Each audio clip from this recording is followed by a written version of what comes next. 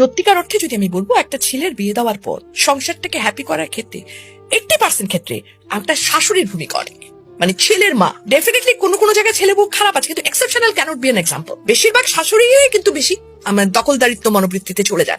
এখানটায় যদি ওনারা একটু ছাড় দিতে পারেন, ওনারা যদি একটু মনে করেন যে না, একটা যখন আমি আমার মেয়ের জামাইকে বলছি কি, আরে আমার মেয়ের জামাই কত ভালো, আমার মেয়েকে কিছুই করতে দেয় না, সারাদিন অফিস থেকে এসেও সে মেয়েকে রান্নায় হেল্প করে। আর ছেলের ব্যাপার হলে তখন আমরা কিন্তু কি, ছেলের বউ একে সারাদিন ঘুমায় থাকে, আমার পোলা সে রান্না করে খাওয়ায়। একই মানুষ কিন্তু আমরা দু রকমের মনোবৃত্তিতে যাচ্ছি, তাই না? এই জায়গা থেকে আমাদের মেয়েদের বেরিয়ে আসতে হবে।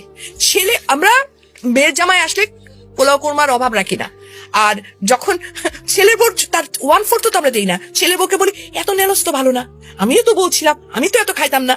সিরিয়াসলি কিন্তু ইট হ্যাপেন্স। কিন্তু মেয়ের জামার জন্য পোলাও কোরমা করতে যদি টাকা না থাকে, আমি ঋণ করে নিয়ে এসো খাওয়াবো।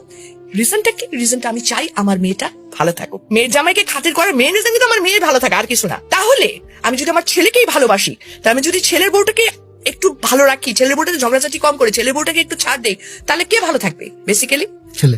ইয়েস, এই জিনিসটা মাদের মাথায় ঢুকাইতে হবে যে আমি আমার ছেলের বউকে আমার ছেলের হ্যাপিনেসের জন্য ছাড় দিব।